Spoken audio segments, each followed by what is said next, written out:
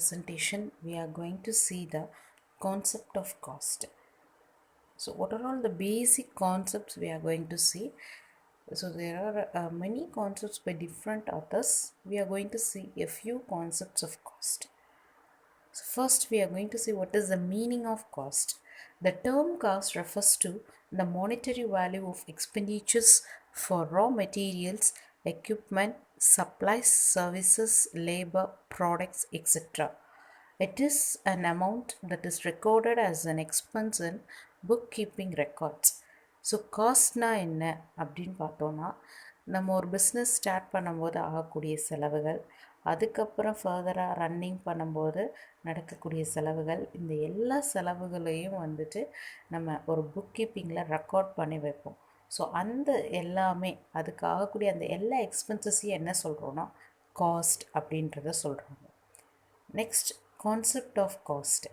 So cost concept நிறைய இருக்குதுன்னு already சொல்லியிருக்கேன். அதில் ஃபியூ கான்செப்ட் ஆஃப் காஸ்ட் நம்ம பார்க்க போகிறோம். So there are mainly 6 concepts according to treatment, in terms of nature of expenses, in terms of traceability, in terms of purpose, in terms of payers, in terms of variability. So it is classifying under each at 2 cost. First, under in terms of treatment, it is classifying into accounting cost and economic cost. First of all, we can see accounting cost. It is the overall cost of anything your business has paid for. So நம்ம business பண்ணும்போது எதுக்கெல்லாம் பே பண்ணியிருக்கோமோ அது எல்லாமே என்னென்னா expenses கீழே வருது. So accounting cost வந்துட்டு நம்ம பிஸ்னஸில் ஓவராலாக எல்லாத்துக்கும் பே பண்ணது எல்லாத்தையுமே டோட்டல் பண்ணி சொல்கிறது தான் அக்கௌண்டிங் காஸ்ட் அப்படின்னு சொல்கிறாங்க. It is otherwise also known as explicit cost. Explicit cost or the total cost of doing business throughout the year. So 1 year ஒரு வருஷத்தில் நம்ம எவ்வளோ செலவுகள் பண்ணுறோமோ அது எல்லாத்தையுமே டோட்டல் பண்ணி சொல்கிறது தான் explicit cost or accounting cost. It is to determine the profitability and financial health of your business. மெயினாக இந்த அக்கௌண்டிங் காஸ்ட் எதுக்கு கால்குலேட் பண்ணுறோன்னா நம்ம பிஸ்னஸ் ப்ராஃபிட்டபிளாக இருக்கா, ஸோ நம்ம பிஸ்னஸ் வந்துட்டு ப்ராஃபிட்டை நோக்கி தான் போகுதா, ஸோ ஃபினான்ஷியல் ஹெல்த் எப்படி இருக்குது, இது ரெண்டுத்தையுமே ஐடென்டிஃபை பண்ணுறதுக்கு அக்கௌண்டிங் காஸ்ட் யூஸ் பண்ணுறாங்க. ஸோ அக்கௌண்டிங் காஸ்ட் எப்படி கால்குலேட் பண்ணுறது அப்படின்றத பார்த்தோன்னா, we need to subtract the revenue from the expenses. So revenue in the sense income எவ்வளோ வந்திருக்கோ அதிலேருந்து செலவுகளை சப்ட்ராக்ட் பண்ணோன்னா அக்கௌண்டிங் காஸ்ட் நம்மளுக்கு கிடச்சிரும். அப்போ நம்மளுக்கு ப்ராஃபிட்டாக லாஸான்னு தெரிஞ்சிடும். ஸோ அப்போ accounting cost is revenue minus expenses. So the answer is whether profit or loss is we can identify. So profit லாஸ்ன்றது நம்மளுக்கு தெரிஞ்சிடும். This is accounting cost. Next one is economic cost. Economic cost looks at the gains and losses of one course of action versus another. Economic cost is the accounting cost, explicit cost plus the opportunity cost, implicit cost. So economic cost வந்துட்டு மெயினாக எதுக்கு பார்க்குறோன்னா, நம்ம வந்து ஒரு business start பண்ண போகிறோம் அப்படின்னா அப்போ அதில் என்ன மாதிரியான ப்ராஃபிட் அண்ட் லாஸ் வருது, இன்னொரு ஆப்ஷனை கம்பேர் பண்ணும்போது இந்த ஆப்ஷன் நம்ம சூஸ் பண்ண ஆப்ஷனில் என்ன கெயின்ஸ் இருக்குது, என்ன லாஸஸ் இருக்குது அப்படின்றத மெயினாக ஐடென்டிஃபை பண்ண யூஸ் பண்ணுறது தான் எக்கனாமிக் காஸ்ட். ஸோ எக்கனாமிக் காஸ்ட்டில் வந்துட்டு both explicit cost and implicit cost are adding together, ரெண்டையும் சேர்த்து சொல்கிறது தான் எக்கனாமிக் காஸ்ட் அப்படின்னு சொல்கிறாங்க. So explicit cost in the sense accounting காஸ்ட்டையும் கன்சிடர் பண்ணுறோம். Then opportunity cost are implicit cost. So implicit காஸ்ட்னால் என்னென்னு பார்த்தோன்னா, it refers to the monetary value of what a company forgoes because of a choice it made. So அந்த company வந்து ஒரு option select பண்ணுறதுனால இன்னொரு ஆப்ஷனை வந்துட்டு நம்ம லெஃப்ட் ஓவர் பண்ண வேண்டியதாக இருக்கும். அப்போ அந்த லெஃப்ட் அவுட் பண்ண ஆப்ஷனில் எவ்வளோ லாபம் வரும், ஸோ இப்போ நம்ம சூஸ் பண்ண ஆப்ஷனில் எவ்வளோ லாபம் வரும், ஸோ அது ரெண்டுத்துக்கும் உள்ள டிஃப்ரென்ஸ் தான் எக்கனாமிக் காஸ்ட். இது எதுக்கு நம்ம யூஸ் பண்ணுறோம் அப்படின்னு பார்த்தோன்னா, economic cost are still very valuable to a business. Because they determine long term strategies. நம்ம வந்து இப்போ நம்ம ஃப்யூச்சரில் என்ன பண்ணலாம், பிஸ்னஸ் பண்ணலாமா இல்லை ஜாப் போகலாமா அப்படின்னு நம்ம அந்த பிளான் எடுக்கிறப்ப நம்ம இந்த மாதிரி எக்கனாமிக் காஸ்ட் வந்துட்டு ஐடென்டிஃபை பண்ணோன்னா நம்மளுக்கு லாங் டேர்ம் ஸ்ட்ராட்டஜிஸ், லாங் டேர்மாக எடுக்கக்கூடிய முடிவுகளுக்கு ரொம்ப ஹெல்ப்ஃபுல்லாக இருக்குது அப்படின்றத சொல்கிறாங்க. You can calculate economic cost by subtracting implicit cost from your accounting cost. So நம்மளோட ஆப்பர்ச்சுனிட்டி காஸ்ட்டை வந்துட்டு அக்கௌண்டிங் காஸ்ட்லேருந்து சப்ராக்ட் பண்ணும்போது நம்மளுக்கு ப்ராஃபிட்டாக இல்லையான்னு தெரியும். அக்கௌண்டிங் காஸ்ட்னால் நம்ம கரண்ட்டாக ஒரு பிஸ்னஸ் பண்ணிகிட்ருக்கோம், அந்த பிஸ்னஸில் வரக்கூடிய ஐ மீன் கரண்ட்டாக ஒரு பிஸ்னஸை பண்ணலான்னு நீங்கள் சூஸ் பண்ணியிருக்கீங்கன்னா அதில் என்னென்ன எக்ஸ்பென்சஸ் வரும்ன்ட்டு ஒரு எக்ஸ்பெக்டேஷன் போடுங்க. அதுக்கப்புறம் இன்னொன்று ஆப்பர்ச்சுனிட்டி, அதாவது அதர் ஆப்ஷன் நம்ம வந்துட்டு கைவிடுற வேலைக்கு போனால் எவ்வளோ சம்பாதிப்பீங்க அதையும் வந்துட்டு 1 இயர்க்கு போட்டு ரெண்டுத்தையும் கம்பேர் பண்ணி எப்போ எவ்வளோ லாஸ் ஏற்படுமோ இல்லை எவ்வளோ ப்ராஃபிட் வருதோ அதை நீங்கள் ஐடென்டிஃபை பண்ணிக்கலாம். ஸோ கம்பேர் பண்ணி எது நம்மளுக்கு பெஸ்ட் அல்டர்னேட்டிவ் அதை சூஸ் பண்ணுறதுக்கு ஈஸியாக இருக்கும் அப்படின்னு சொல்கிறாங்க. அதுதான் economic cost. Next, in nature of expenses, it is classifying into outlay cost and opportunity cost. What is outlay cost? The actual expenses incurred by the entrepreneur in employing inputs are called outlay cost. அதாவது starting ஸ்டேஜில் நம்ம போடக்கூடிய inputs, ஒரு business start பண்ணதுமே என்ன பண்ணுவோம், அந்த பிஸ்னஸ்க்கு தேவையான raw materials, machines, rent, wages, labour employ பண்ணியிருந்தோன்னா வேஜஸ், இது எல்லாமே நம்ம பேசிக்காக பண்ணக்கூடிய செலவுகள். அந்த இன்புட்ஸ்க்கான எக்ஸ்பென்சஸ் தான் என்ன சொல்கிறாங்க, அவுட்லே காஸ்ட் அப்படின்னு சொல்கிறாங்க. These include cost on payment of wages, rent, electricity, fuel charges, raw materials etcetera. So இதுக்கு எக்ஸ்பென்சஸ் பண்ணுறது எல்லாமே என்னதுன்னா outlay cost. In this cost we will not include the profits forgone. So opportunity காஸ்ட்டை இதில் include பண்ண மாட்டோம். Inputs only, அந்த current பிஸ்னஸோட இன்புட்ஸை மட்டும் கேல்குலேட் பண்ணி சொல்கிறது outlay cost.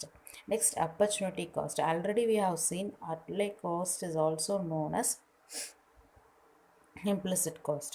So opportunity cost or incomes from the next best alternative that is foregone.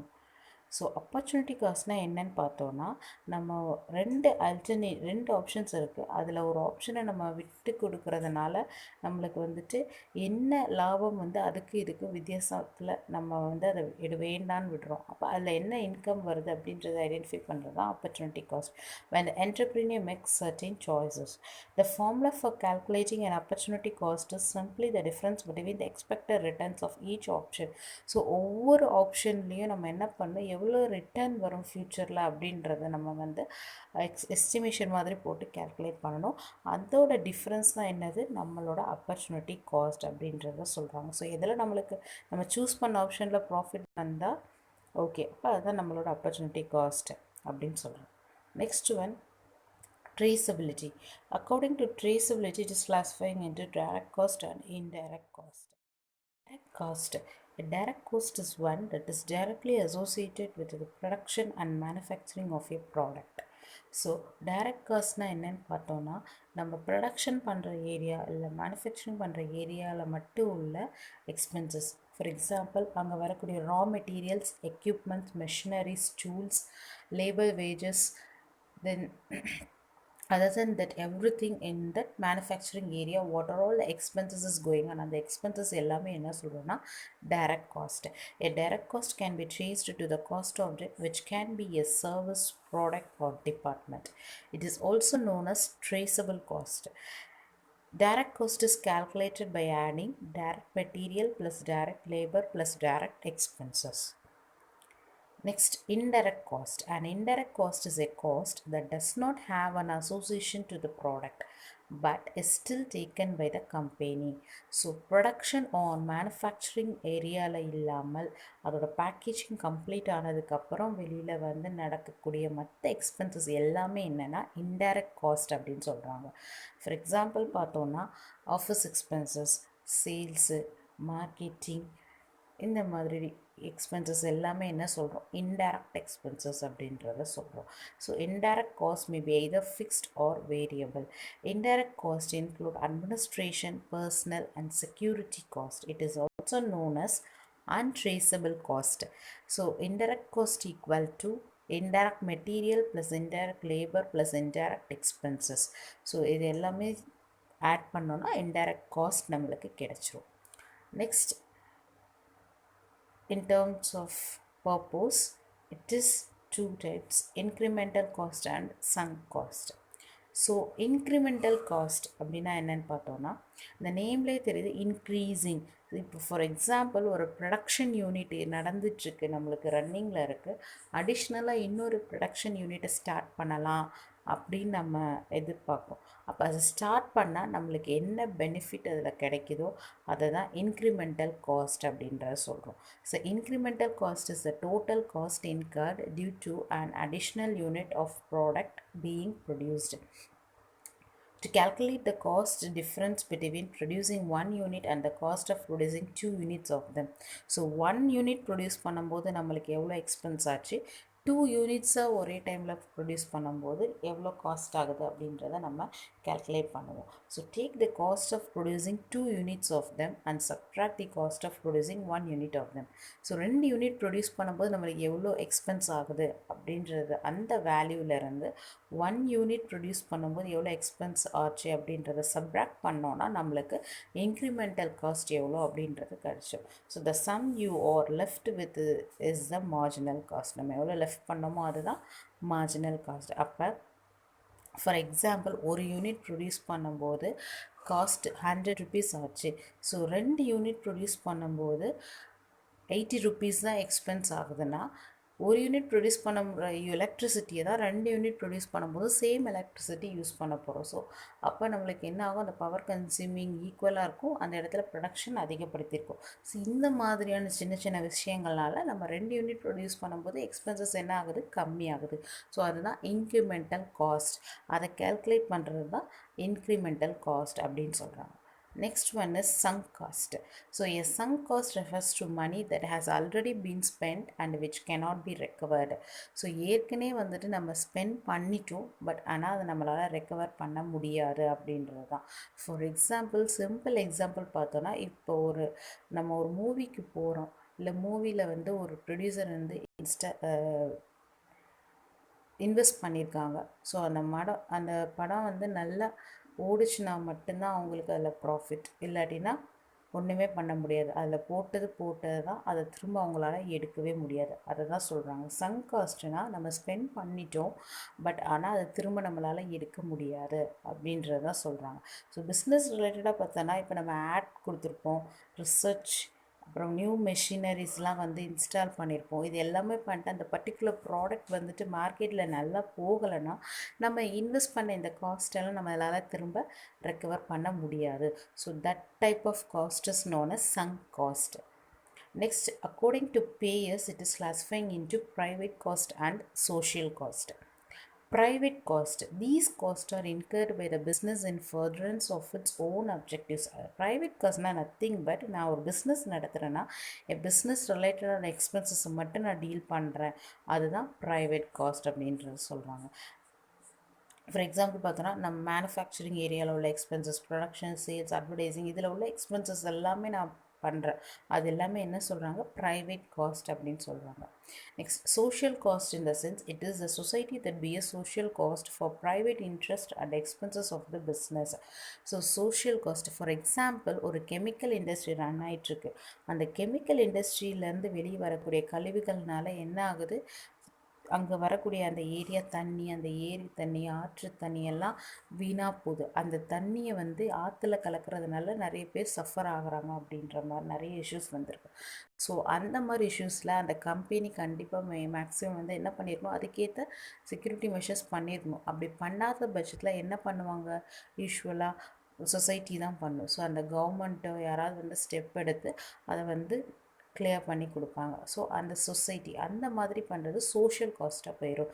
கம்பெனிக்கு அதுக்கும் எந்த சம்மந்தமே இல்லை, அப்படியே கவர்மெண்ட்டே பண்ணி கொடுத்துட்றாங்க. ஸோ அந்த மாதிரியான விஷயங்களில் வந்துட்டு என்ன பண்ணுவாங்க, பிஸ்னஸ் மேக்ஸிமம் வந்துட்டு எக்ஸ்பென்ஸே பண்ணாது. So these include social resources for which the firm does not incur expenses like atmosphere, water resources and environmental pollution.